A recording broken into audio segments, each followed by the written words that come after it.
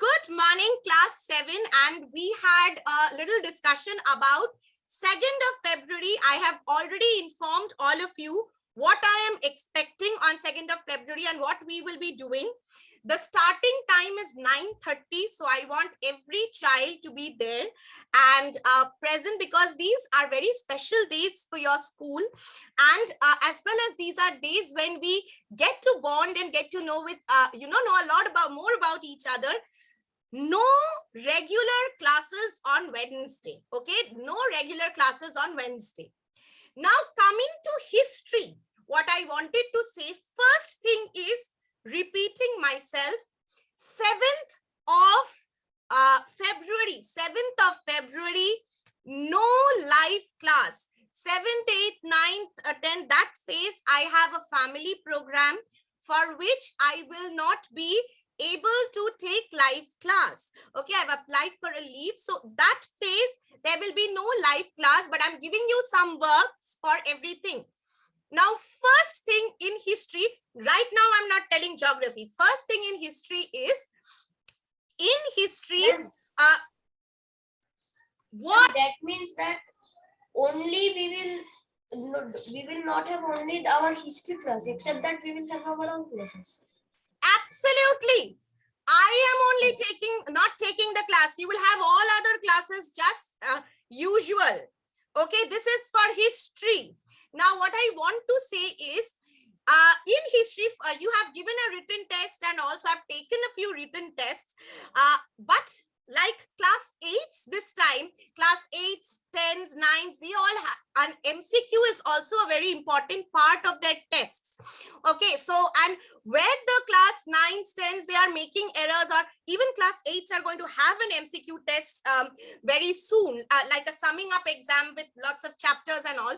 So, there are options and they are sometimes getting confused and all.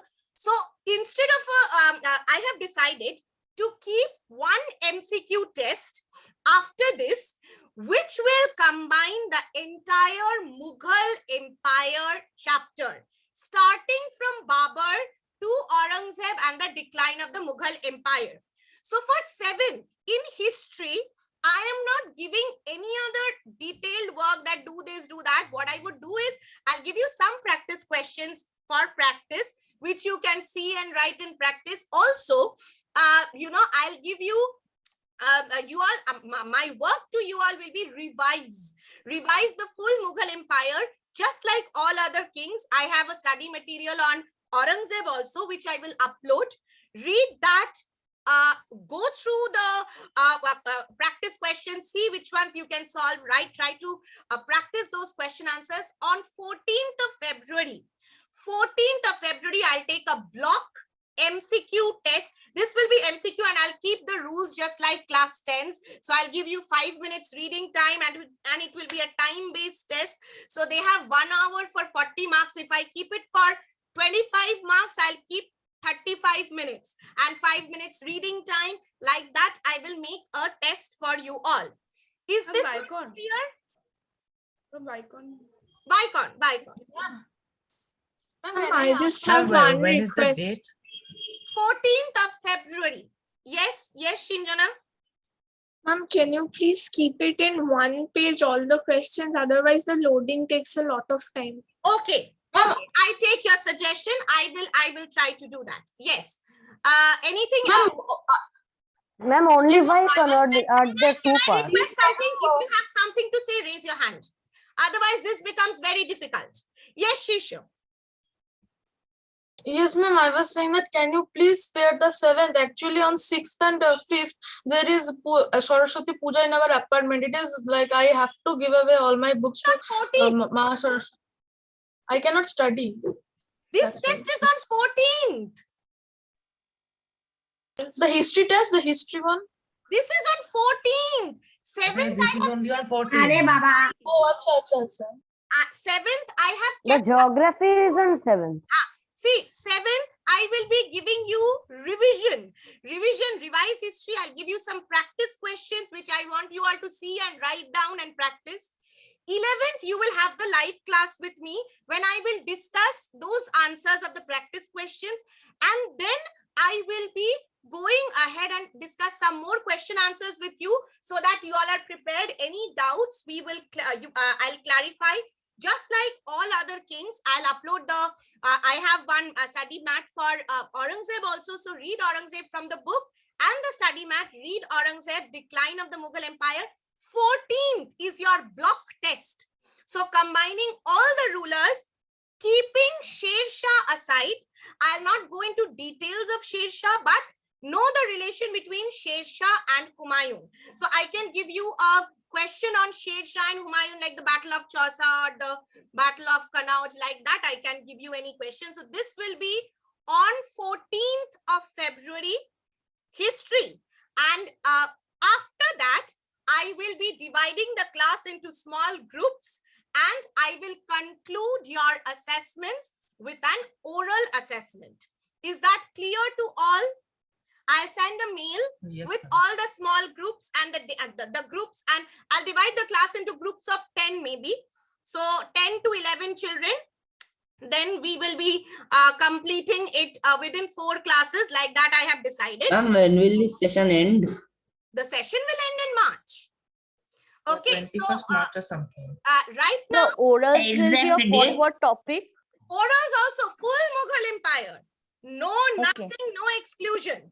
Full Ma'am, no other. Humayun. Ma'am, no other chapters. Only Mughal Empire. Mughal Empire. Ma'am, you are giving us 14 days to revise.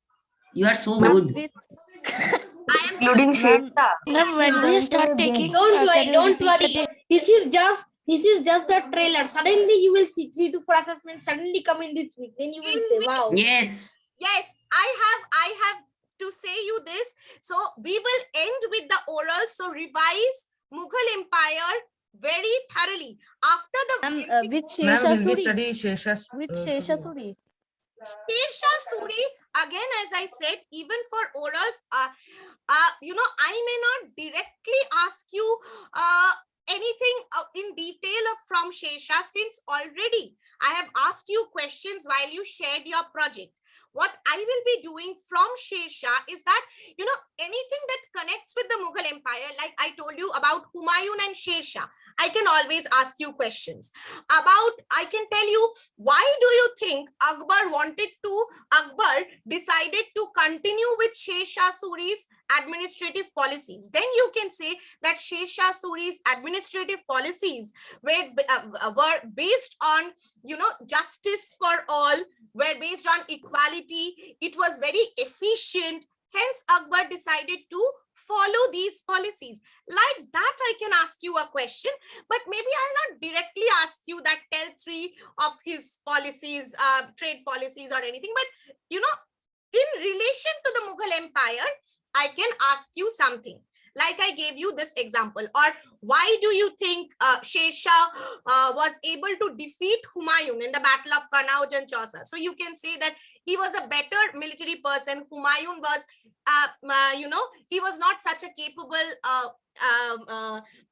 what should I say, military administrator as his father was. So like that, in relation, nothing in particular from otherwise in detail. Is that clear? Yes, ma'am.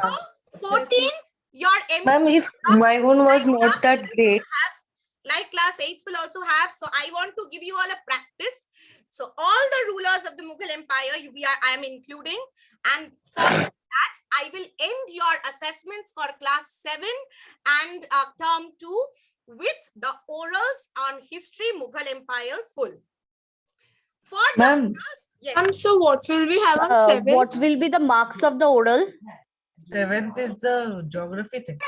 Don't worry, geography I'll tell you in geography class. Ma'am, what is the marks of the oral? About the marks that you will get. Oral will be oral. 10 marks, 15 marks, whatever I mark you on. 10, 20, 30, 40, 50, Equal 60, to 70, 80, answer 90, all. 100. But I'll keep Shinjana's request in mind to keep all the questions on the same page. Okay, I'll try to remember that. Yes, Aratrika? Ma'am, you said Humayun was not that great. So why is Humayun considered as one of the great Mughals? Humayun is considered as one of the great, as a part of the great Mughals, because say the first 6 rulers were when the Mughal Empire was expanding. again re-establish this empire. Okay, without them, after this, after Aurangzeb, all the rulers, you know, what happened was the empire declined. There was a decline. So it has reached its peak. And from then on, there was only losses and nothing. So you can say that What was the reason behind all so many Aurangzeb losses? just didn't on which pay Akbar attention. built the best of the Mughal empire. So we cannot skip Humayun or the story of Humayun without understanding Humayun. Going to Akbar will be something. Humayun and Sher Shah, if we skip, understanding Akbar will not be possible. Yes, Aronil? Ma'am. Yes, ma'am. Humayun, I think he's also one of the great Mughals because he also fought in the first battle of Panipat with his father. But he is considered a great Mughal because, as I said, that it was during these 6 rulers that the empire was expanding and improving. With its zenith, actually during Akbar only, and after that also there were losses and all. But after Aurangzeb, the empire absolutely, you know, there was no more, what should I say, no, not that power, that control, everything was lost. So without knowing what Humayun did, you know, you cannot go into Akbar. He was the base. On that, Bairam Khan and then Bairam Akbar could actually build such an empire. Okay, now this was your last test from history. The last history test, I wanted to discuss the answers. Please note it down. Do not tell me I wrote this, I wrote this, I wrote this, I wrote this. Because I am discussing with you what are the key areas that I will be looking for while marking you in this test. If you have this, good, you can frame it in your own way. How you have framed your answers, I will check. I will check all the answers, but when I reply, I usually say check answer 1. So what you need to check, which part you are missing, listen to the answers that I want, or what are the key areas. First question, who was Hemu? Raise your hand and wait. First question was, who was Hemu? How did he meet his end? Hemu was an official of Muhammad Adil Shah Sur, a descendant of Sher Shah. Somebody, you know, from other section wrote, ma'am, I wrote that Hemu was the first challenger to Akbar. He was an official of Muhammad Adil Shah Sur and a descendant of Sher Shah. That too is fine. Absolutely. Or you can say Hemu was Akbar's opponent in the Battle of Panipat. He was a descendant of... Now, I want particularly half and half marks that he was a descendant of Sher Shah and an official of, at that point of time, he was an officer of Muhammad Adil Shah Sur. So you must mention this half and half for getting full marks. And you can also add that he was his challenger in the Battle of Panipat, or he was the opponent, he was the first challenger to the throne, whatever. You can write those. That is also very good if you mention that. Next is, how did he meet his end? Again, very important. During the second Battle of Panipat, the name must be mentioned. Which battle, which event? During the second Battle of Panipat, Hemu had scored a number of victories against Akbar. He tried to occupy Agra and Delhi, but unfortunately, he was hit by an arrow in the eye and he fell unconscious. Then he was captured and killed. See, in between, you can frame in your own way, but I want the name of the battle where he died. Then you will wait, not now. Let me finish discussion first, then I'll take questions. You must mention the name of the battle, and then you must mention that he was hit in the eye by an arrow, for which he was, you know, he got defeated in the battle. He was captured and killed. This must be mentioned. So half and half, I want this answer. So this is what I will be looking for in the answer. Please do not tell me I have written this, because I will be checking what you have written. I am telling you what I am looking for in the answer for marking you.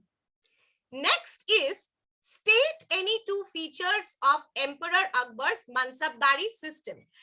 Now the introduction part, I have framed the introduction in my own way. even if your introduction is a little different, or you have just written 2 features of Emperor's Mansabdari system are, I will not deduct marks. I will not be deducting marks. Now, see, this is how a class 8, 9 or at 9, 10 level you are expected to answer. Emperor Akbar introduced the Mansabdari system to increase the efficiency of his army, and the word Mansab means rank. 2 features of Akbar's Mansabdari system are as follows. So, any 2 you write, 1 plus 1. Even children, you can combine 2 points and make it 1. But I always say write in points if there has to be 2 clear points. If there is 2 points combined in 1 and written as a paragraph, I will consider that as 1 point. You will have to write 2 clear points to get 2 marks. The introduction, you can write it in your own words. I have given the way it is usually expected, a good introduction, how a good introduction looks. But however, if you are not writing 2 points clearly, if you are combining and writing 1 point and then another point, that is also full marks. Suppose you combine 1 and 2, okay, and make it 1 big point and then you write any other point, that is also okay. But if you write 1 big paragraph and leave it, I will take it as 1 point. Remember this very, very clearly. Ma'am, Wait. ma'am, the mixing one only. Actually, I was telling. So the third point was the Mansabdars had to maintain a fixed number of carts, elephants, and camels. That was thing. No? So I wrote the Mansabdars had to maintain a number of horses, carts, camels, and elephants. I wrote like this. Is it okay? Fine. Fine. That is absolutely all right. Okay. Ma'am, instead of writing Mansabdars, I wrote Mansabs. Let me finish, then I'm just taking the questions. Next is, why did the Sikh turn against the Mughals during Jahangir's reign? Again, see the introduction. I have started it this way because this looks like a good introduction, but this is not the key area. So I have started it this way. While the Sikhs and the Mughals united under Akbar's reign, they turned against the Mughals during Jahangir's reign. It was because in the first year of or Jahangir's time, you can write it anyway. Jahangir's rule is also fine. It was because in the first year of Jahangir's reign, this is the key area. His son, Prince Khusro, revolted against him, and Guru Arjun, the then Sikh Guru, helped him in his revolt. Something that I have repeatedly told you also in class. It's there in the material also, that the then Sikh Guru helped him in his revolt. So this is very important. 1 mark. So the prince was defeated at Lahore and Guru Arjun was executed. He was killed for helping the prince. So that is why this marked the beginning of a long conflict between the Mughals and the Sikh.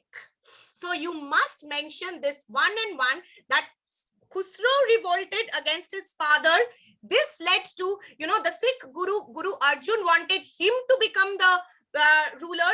Hence, he supported him, but this angered the king. You can also write this angered Jahangir, and he ordered the execution of the Sikh Guru. However you frame it, but you must mention that for Jahangir ordered, or during his reign, the Sikh Guru Arjun was executed for helping the prince. So the Sikh got very angry with that they killed their guru, and hence it's marked the beginning of a long conflict. Okay, I hope this is clear. Hold on to the questions. I'm coming back. So 1 and 1, I will be marking. Next is, why did Shah Jahan build the Taj Mahal? State any one speciality of this architectural wonder. So first thing you must mention, Shah Jahan built the Taj Mahal in the memory of his wife. So if you write only memory of his wife, I'll give you half mark.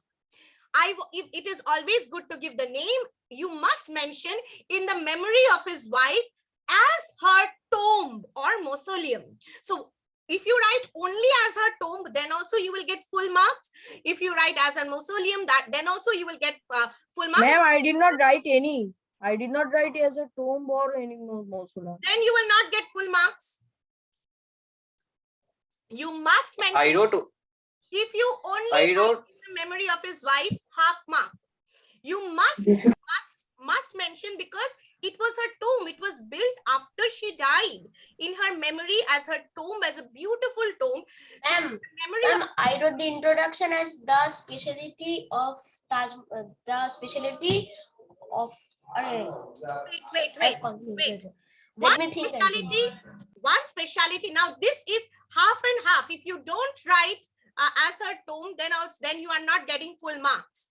And I would appreciate if you write the name, because you must write this full thing. Next is any one speciality of this architectural wonder.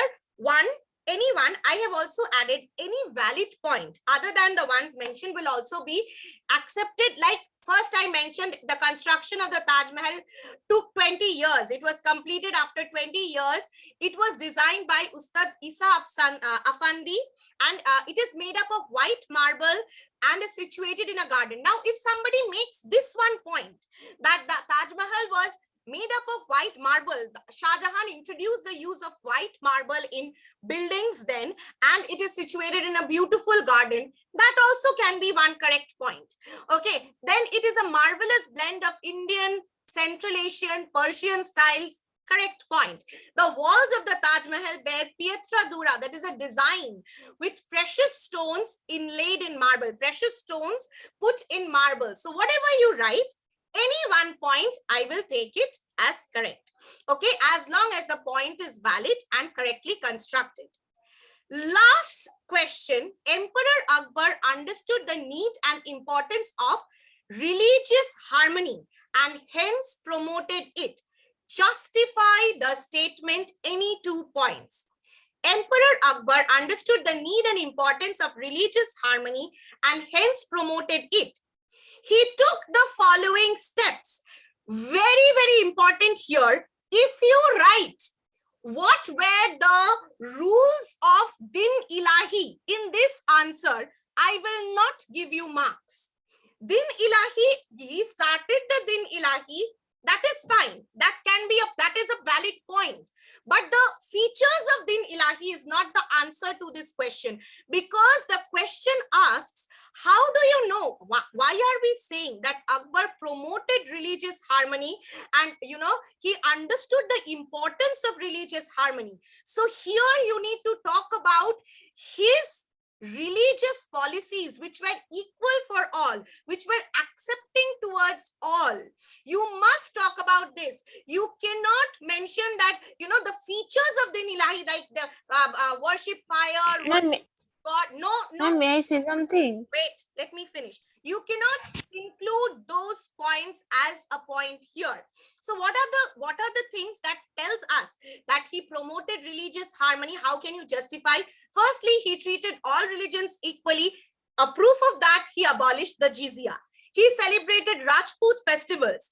He greatly respected the Sufi saint Salim Chishti on one hand, and then Ramdas, the Sikh Guru on the other hand. Guru Ramdas. I have not written fourth. I have not written fourth Sikh Guru, but I have written Ramdas and Sikh. That is fine.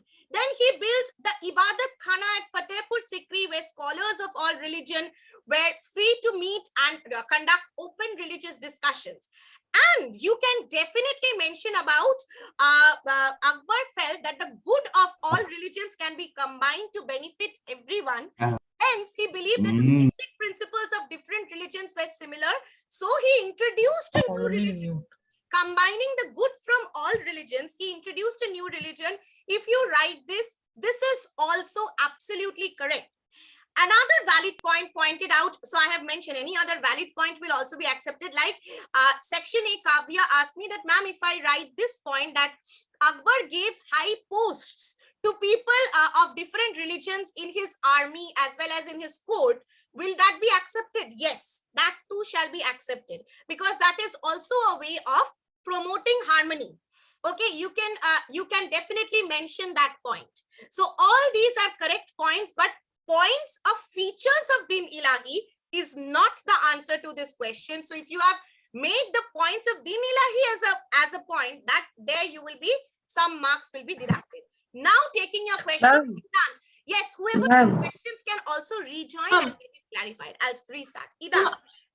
Ma'am, can we write that he celebrated some of Rajput festivals? Absolutely, I have written that as well. Yes, Idant, please go ahead. Oh, ma'am, sorry. I can see. Yes, ma'am. In the first question, you have written the two questions in one paragraph. So we can we write in two paragraphs because it is two questions. First questions in one paragraph. Where? I have made two paragraphs though. See, I have started a new paragraph. Oh, okay. I Yes. didn't see that. Next goes to Ayushi. Please rejoin if you have questions. Otherwise, it's all right. Next day we will start Aurangzeb. Yes, Ayushi.